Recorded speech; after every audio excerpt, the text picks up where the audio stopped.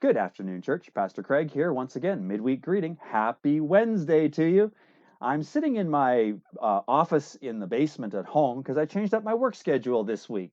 Took an extra day off and enjoyed some time with this gorgeous weather that we've had. I got to go for a really long bike ride yesterday. It was awesome. Amy and I went paddling together on the weekend. It was amazing. Have you noticed how we like to share those exciting things like that with others? I mean, social media is full of posts of people excited about what they've been able to do, sometimes also, though, of things that they're struggling with. I got a picture this week from a family member who was pointing out what the weather's like in his city on the day of my anniversary. My anniversary, which happens to be today. 31 years ago, Amy and I got married, and we are celebrating today. She stuck with me for 31 years. That's definitely a blessing for me, but together we celebrate. And there's something else that I just want the world to know, that it's our anniversary and that I love Amy. Why do we share these things? We share them because we want others to know what's exciting in our lives, and we want others to know what we're struggling with as well. It's all part of being in community. But then I'm reminded of Proverbs 11:2. Pride leads to disgrace, but with humility comes wisdom. You know, I sometimes struggle with sharing things because I struggle with drawing attention to myself. And I think of this passage and I think of this verse and many others like it. And I think, well, I shouldn't be drawing attention to myself because that's prideful and that's arrogant and that's selfish. But you know, I think there is a balance between sharing and doing so in humility. You see, I can celebrate accomplishments that I've had. I can celebrate blessings that I've got. I also can grieve times that I sorrow, and I can express frustration over things, and I can express all these things. And it's all part of rejoicing with those who rejoice and weeping with those who weep. Because I can do so not so much out of an attitude of, look at me, here's what I've done, or here's what I'm struggling with, but rather in humility can acknowledge this is all part of what God is doing and inviting others on the journey that God is taking us. Inviting others to be part of our lives and for God to use others to rejoice with us, but also at times to weep with us, to grieve with us, and at times to laugh with us. You know, unfortunately, I have seen individuals that have gone through deep, dark struggles that have basically done so alone.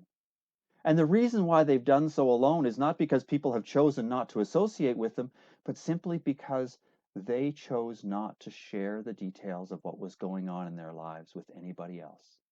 And they may have had good reasons why not to. They felt they were good reasons, but the result was nobody knew what they were going through. And unfortunately, in the church, the criticism that I often hear from people that have had experiences like that is they say, nobody in the church cared. Nobody came and visited me. Nobody checked up on me. Nobody even thought to mention that they were praying about that situation. And I've had to graciously point out to people, you know, it's kind of hard for somebody to visit you, to care for you, to pray for you when you haven't shared what you're going through. How would you expect them to know? Christ has called us to do life together in community. That's what we've been talking about as we talk about being united with Christ. And last Sunday, we talked about the result of being united with Christ is that we are united with one another.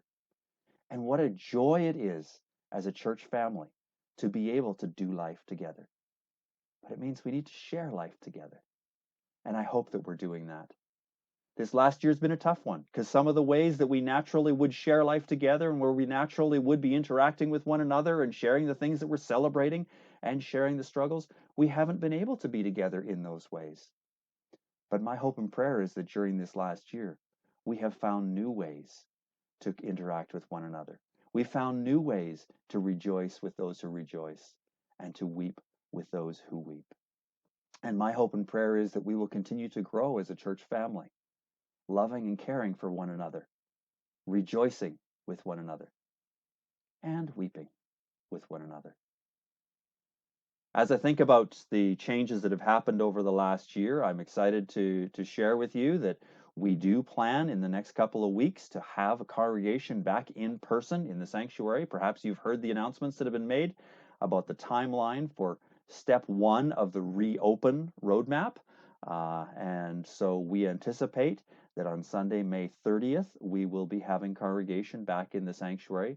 We are not going to finalize that decision, though, until next week, because as we've learned throughout this year, a lot can change in a week. And so we need to find out what the current situation will be in our region, if there will be any implications to that.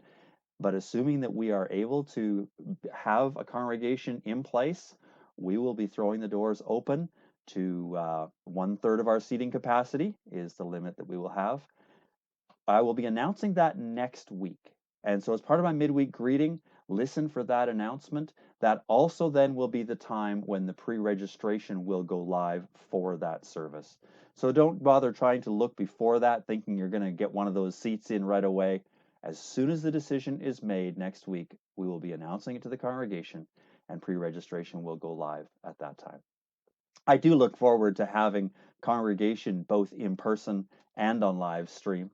It's been great to be able to gather together using live stream, but it's just not quite the same as being together.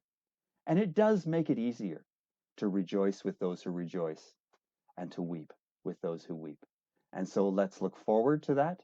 Let's be in prayer for the church as we reopen and as we begin to have things back the way that perhaps they were in the past, but also as we look forward, perhaps there's some new things God's calling us to. But whatever it is, may we be willing to be the church together. And let's hold on to that. And let's rejoice with those who rejoice. Let's weep with those who weep as we humbly share what God is doing in our lives and as we see Him working in our church family together. Have a great week, church. I hope you're having a good week in whatever you're doing. And I look forward to worshiping with you on Sunday. And in the meantime, let's be the church God has called us to be, intentionally becoming people who embrace and reveal God's love.